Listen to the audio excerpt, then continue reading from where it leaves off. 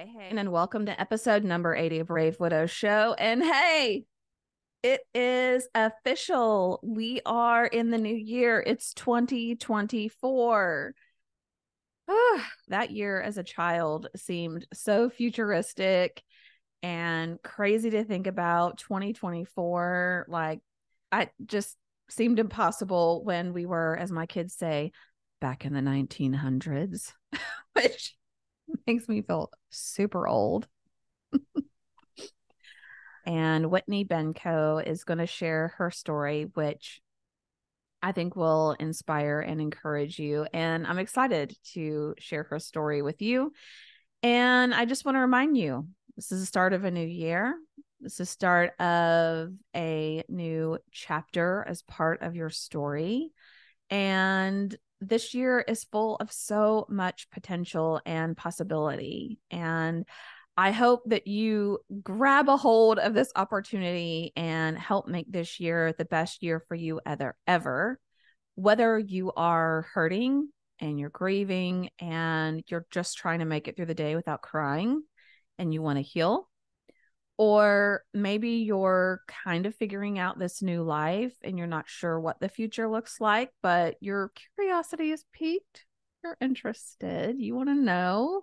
Well, maybe this could be possible. I don't exactly know how, but maybe it is possible. Or maybe you are at that stage of widowhood where you are embracing gratitude, you're embracing hope, and you're filled with excitement, and you see possibility and potential everywhere. Like, regardless of what stage you're in, let's embrace this year and the opportunities it brings to get you closer to the place you want to be, to achieve the things that you believe is possible or you want to believe is possible. And there's no better way to do that than by joining us in the Brave Widow membership community. I have been so incredibly blessed and encouraged and inspired by the women who are part of this community and who celebrate each other and who share in sorrow together and who build dreams and new lives together. And I had a member tell me not too long ago that she used to hate the word widow. She used to not want that title at all and to think so poorly of it. And now she's so proud to say that she's a widow. Of course, not that she's happy that any of that has happened to her, but it means something now. It means that she's resilient and adaptable and she's overcome so much. And she's now able to embrace this new identity and embrace this journey as she moves forward. And that just made my heart so happy. And I resonated with it so much because I feel the same way. Like, I used to just really want to reject that label of being a widow. Like, widows were sad old ladies that were shut up in their house and were like 80 years old. But that's not the case. The average age of a widow is 59, which is crazy to think about. And the older I get, the closer 59 seems to be to my own age. So, yeah, crazy to think about how young widows actually can be or are. And I have learned so much about widowhood and what it means to be a widow and what it means to rebuild life again that I'm so proud to be part of this amazing community of widows who are so generous and loving and who are no longer naive to death and whose priorities are so sharpened that they want to give to others. They want to help others. Even when they're so early on in their journey, they love helping the people that are behind them. They love elevating and lifting up people who are below where they are to bring them up out of that muck and mire and pit of despair, as we sometimes call it. So I just really want to encourage you, now that we are in the new year, it's not too late. It's okay if you have no New Year's resolutions. I personally don't do New Year's resolution. That could be a whole nother podcast and probably will be by the time you hear this. But you should have goals that you're working towards. You should have dreams you're working towards. And even if you are in the earliest stages of being a widow and you're just trying to survive and make it through the day and you're trying not to drown, that's okay. You can have one tiny goal. You can have one thing that lifts your eyes up and helps you to move forward one step at a time. So, again, I would love to see you in the Brave Widow membership community. You can join us by going to bravewidow.com/join. I hope to see you there. Okay, let's dive in now to Whitney's story.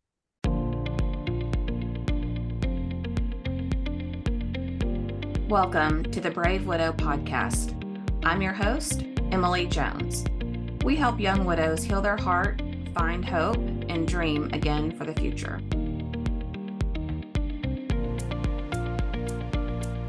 Hey, welcome back to another episode of the Brave Widow Show.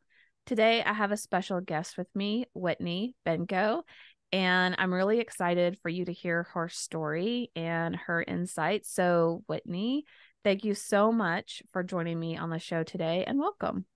Thank you. I'm excited to be here.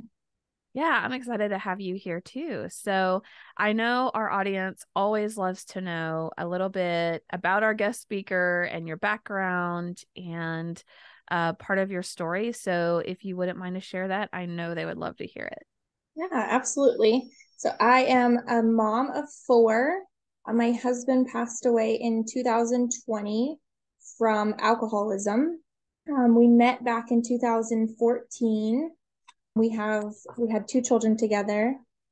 I was pregnant when he passed away. I was 14 weeks pregnant with our second child, a little boy. So that was really difficult to be pregnant and have my husband pass away at the same time. But during our marriage, it was pretty good, except for anytime he would relapse, it would be pretty rocky during those couple weeks.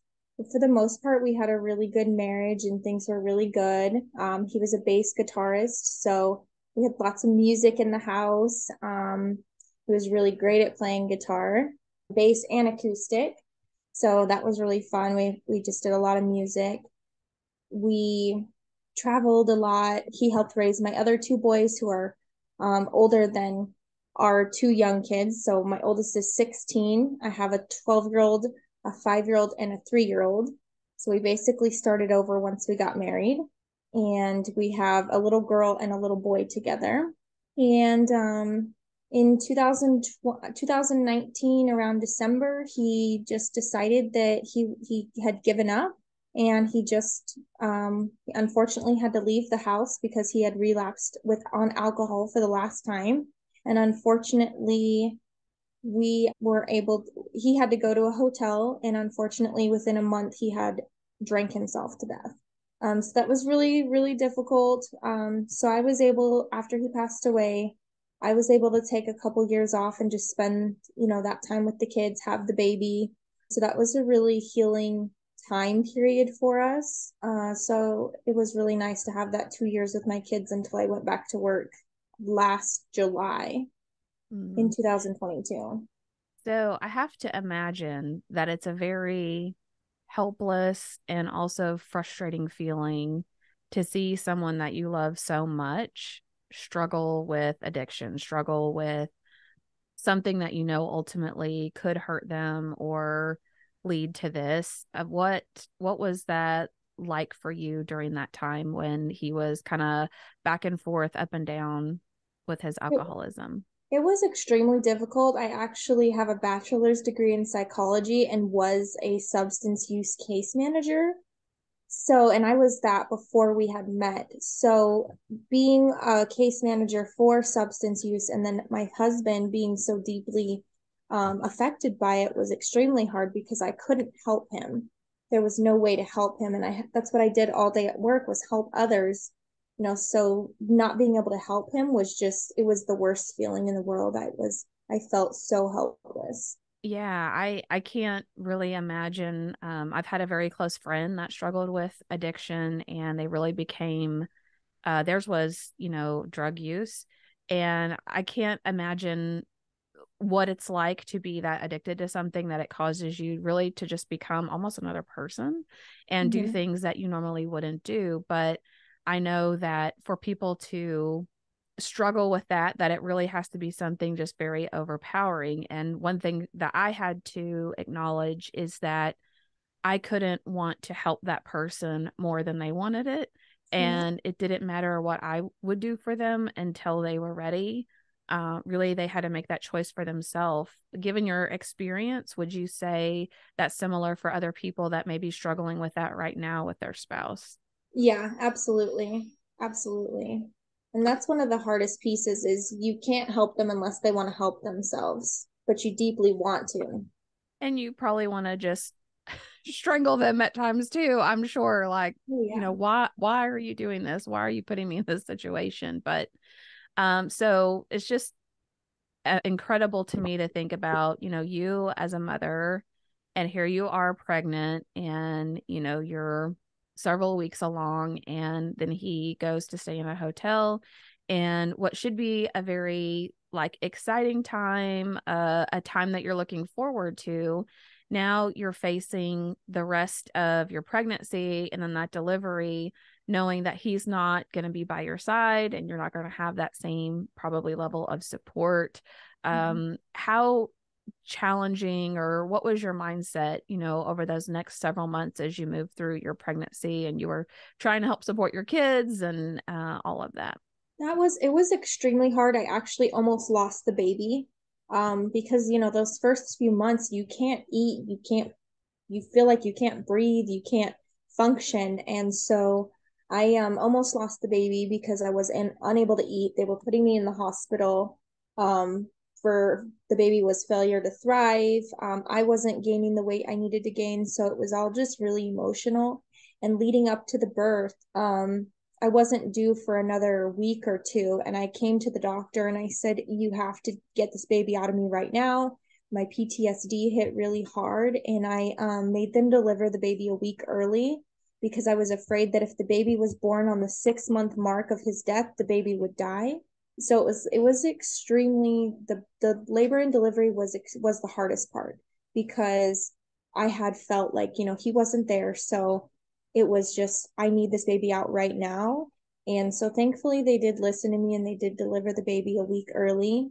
But being in the labor and delivery room by myself, I had a couple friends with me, but without him was just it was really, really hard. It was really hard. Yeah, and you already just in a normalized state, there's a lot of emotions, there's a lot of things that come up when you're in that delivery room, and as you move forward over those next few days and weeks.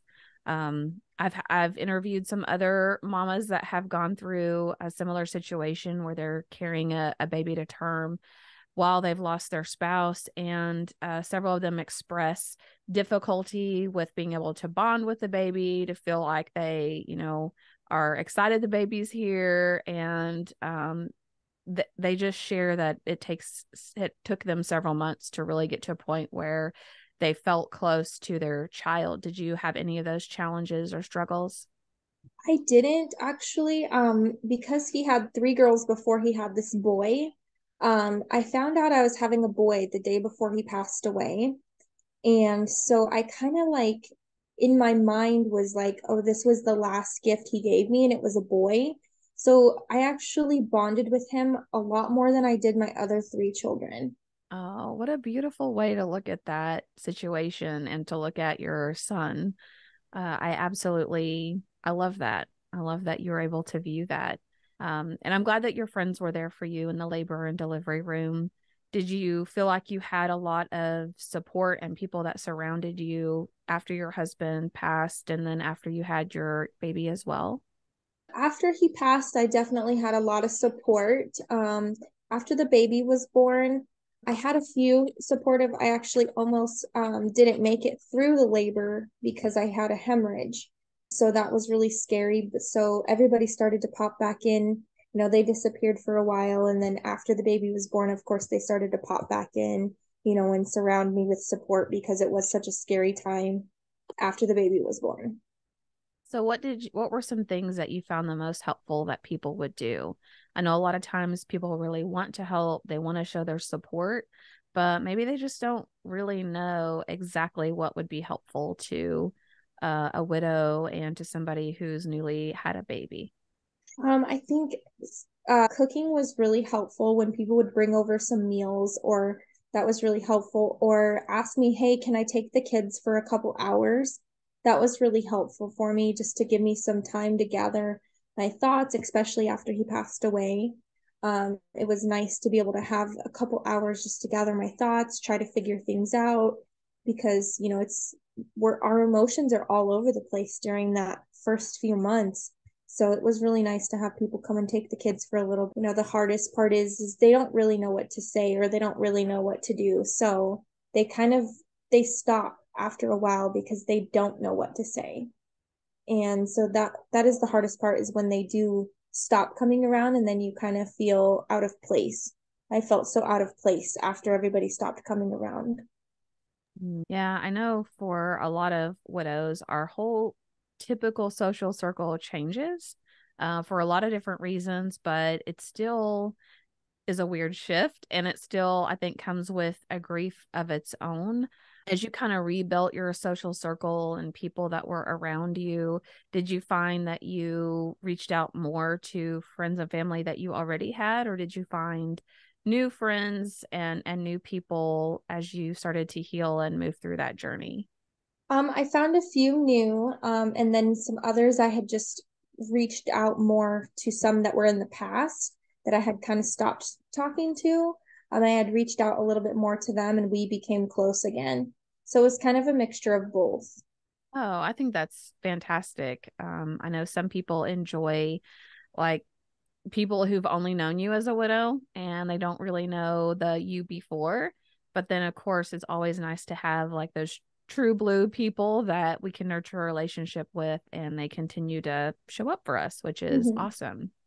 It definitely is. Yeah. So what advice would you share with someone, let's say, who's in a similar situation and maybe they're still within the first few months and it's raw and it's painful. Maybe they have guilt about what happened with their spouse, or they feel like there's something they could have done differently, or they're just wrestling with all these emotions of things that are happening. What are maybe some words of encouragement or a bit of advice that you would share with those people? So I experienced the guilt and I could have done so much better. So the biggest thing is, um, just to keep, everybody tells us to keep going. And I know that's so cliche, but it's the truth. We just have to keep going and allow yourself that time to grieve.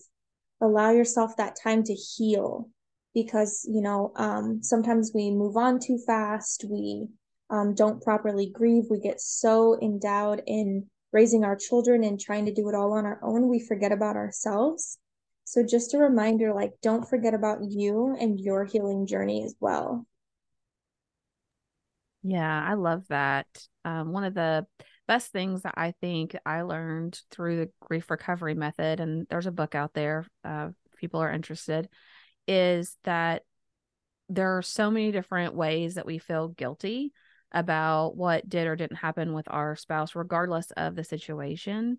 And guilt is really heavy because it implies that we did something wrong, or it implies that we had that malicious intent.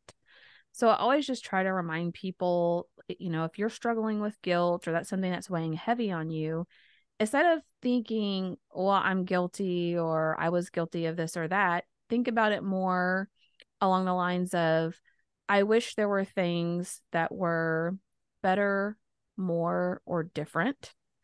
Because at the end of the day, that's really what it is. Like, you wish that there were different interactions that you had with your person, or maybe there was something you could do more, or there was better interaction, but there's nothing that you did as an individual to intentionally cause this to happen. So I just want to really encourage people that are hurting and wrestling with that guilt, that to reframe it and to release the guilt that weighs so heavy, and to look back and say, I wish things were different or better, but I'm not guilty because I didn't do anything with malicious intent or anything wrong. And I know for me, that really helped me with all of I could have made this phone call. I could have called this doctor sooner. I could have intervened in another way. And I'm guessing you probably get to see that even in your work, when you're dealing with family members or friends of people that are struggling with this. Is that a fair assumption?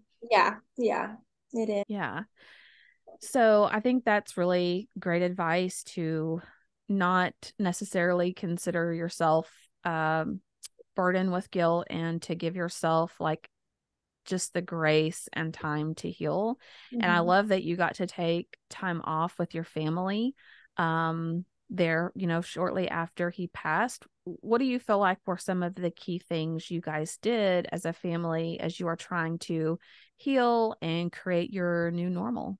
So, right before he passed away, or right after he passed away, COVID hit. So that was extremely hard. We couldn't get into therapy like I had wanted to because everything was closed down here where we are. So we just did a lot of self work. I tried to, work with the kids on processing grief, and we just did a lot of self work. We did a little bit of traveling just out into nature and kind of grounded ourselves a little bit. We did things together more rather than, my teenagers going out and doing their own thing. I kind of said, hey, we have to plan this time for all of us to be together. So I kind of just built more of a family unit than I had previously. So before, we had always, had dinner every night together, before my husband passed away, but it was more of, we're going to do these things together. So it was just more of building that new normal. However, you find your new normal, which takes years. It's 3 years later, and I'm still trying to find my new normal. But we just did a lot of self work. I had the kids working in children's grief books. I, helped my daughter process because she was only 2 when he passed away, but she had remembered every little thing about her dad, and she still does. And so we, make sure that his memory stays alive, and just a lot of work with her on trying to process. So we're still working on it. It's still a work in progress, but we did a lot of self work back over the last 3 years. Oh, that's awesome. And I'm glad you shared some examples of like working through the books and really just talking a lot about it, because I think people would be really curious about, what are the things they can do on their own if they can't find a therapist or a coach, or, it's really just not a viable option for them. So I think working through those books is great. And I find also that a lot of widows choose to travel and to make new memories. And I found that was something really important for me too, is, get out to places that maybe you've never been before. Go spend time outside, because the more new memories your brain makes, the less painful it is in existing in the old memories, because all of those places have the memory of that person there, but you start over time to make those new memories, and even maybe some new traditions about how, you want to do things.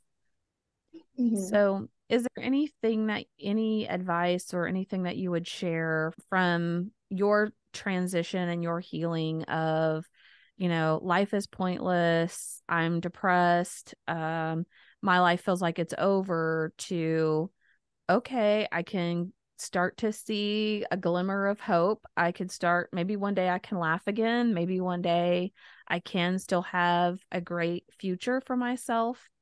Any other key things that you can think of that help people kind of get through that transition to thinking about rebuilding a life for themselves in the future? I did a lot of reading. I did a lot of, there's a grief and trauma workbook I got from my work, but it's also on Amazon.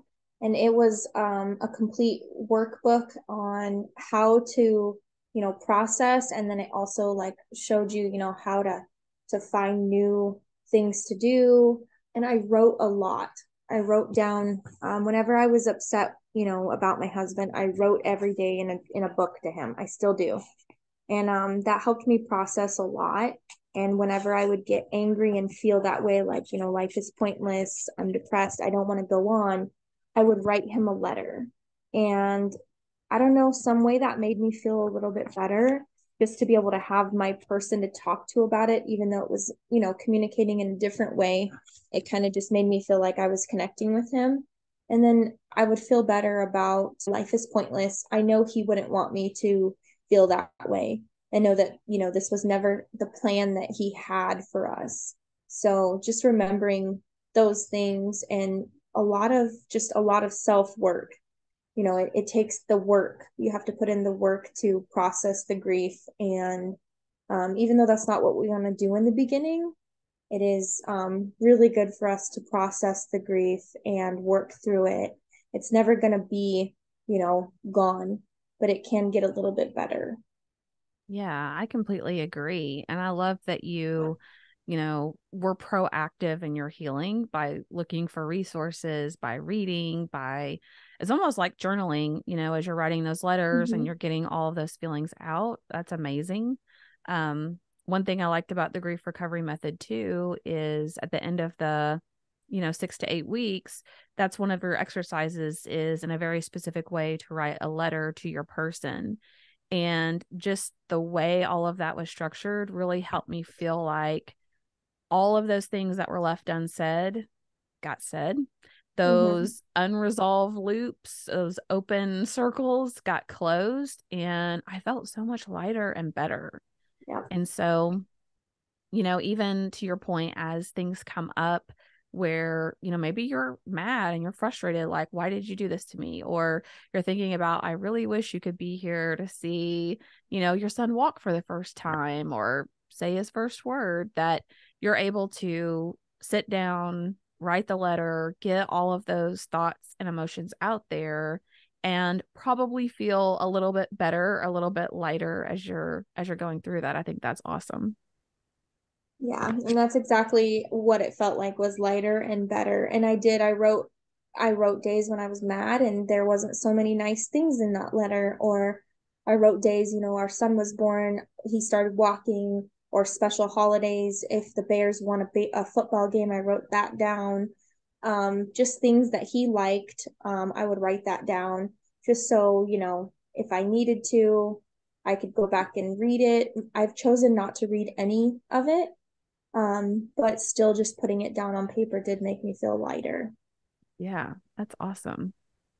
So I know some widows share that if they have a spouse that dies to suicide or substance abuse, things like that, that maybe people aren't as supportive or they make comments or, they feel a little suffering in the shadows is the phrase that was used the other day when I was talking to someone. Have you noticed or felt any of that as you've moved through the process of people maybe not being as sympathetic as normal because of the circumstances and how he died? I honestly haven't. Well, I actually have. I dated somebody about 2 years later, and he had no care about it. He thought I shouldn't be grieving it. He made me feel like I shouldn't be grieving it. So I kind of just blocked everything out for a few months. So I have experienced that by somebody I was dating previously. But everybody else has been really supportive. And since I started working my job, I started back in behavioral health back in July of 2022. That is actually where I have healed the most, because I work with I don't do substance abuse anymore, but I work directly with a substance abuse counselor. And she has shown me, so much more about addiction that I didn't know, and shown me, there is going to be a lot of people who don't believe that it's a problem. They don't believe it's an actual mental illness. So she's shown me a lot. So where I can tell those people that do say something, I can basically educate them in a nice way, so that way they don't upset me, because it is upsetting when somebody acts like your suffering isn't any loss at all, especially because of addiction.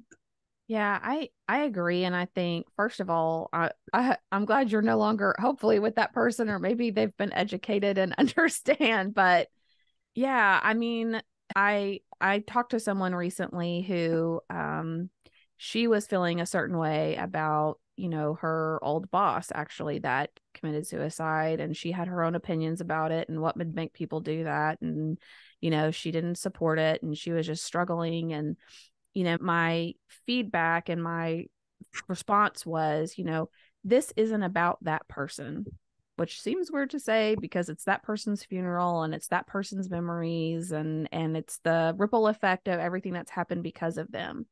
But I said, now we need to focus on the people that are left behind in the wreckage, picking up the pieces. And it doesn't matter if they died to cancer, if they were in a car wreck, if they had the substance abuse. It doesn't matter. Pain is pain. And people need love and support and people to surround them to say, I know that you're hurting. I know that you need help, and I'm going to be here in the trenches with you. And it really helped that person, I think, change their perspective. I think sometimes people just focus on the wrong thing because it doesn't matter to me what the situation was. There's still going to be a lot of internal turmoil and pain of just losing your other half. I mean, you guys were together for a while. You had a very close relationship, and that's hurtful. Definitely. Yeah. Well, any final thoughts or words of encouragement, maybe for people who've been through a similar situation, or people that are struggling or just kind of coming out of the darkness and figuring out what their new normal is? Any final thoughts for those folks? Just a reminder that it's okay to not be okay. It's okay to give yourself the grace to grieve. It's okay to cry and scream, and it's okay to sometimes have no emotion at all. Just remember to give yourself that grace, to give yourself any grieving that you need. And it can take as long as you need to, and just to remember that it can take as long as you need it to. There's no time frame on grief. Yeah, absolutely. And time on its own doesn't necessarily heal the pain. So Exactly. I encourage all of you, just like Whitney has done with herself and her family, to be proactive, read, join a support group, seek out counseling or therapy or coaching, but in some way become proactive and healing. There is no timeline, you're absolutely right. But also being stagnant and living in the day-to-day pain doesn't magically heal the wounds either. So we'll just leave Exactly. you with that encouragement. So Whitney, thank you so much for coming on the show and sharing your story so openly, and the words of insight that you have. I really appreciate it. Thank you for having me.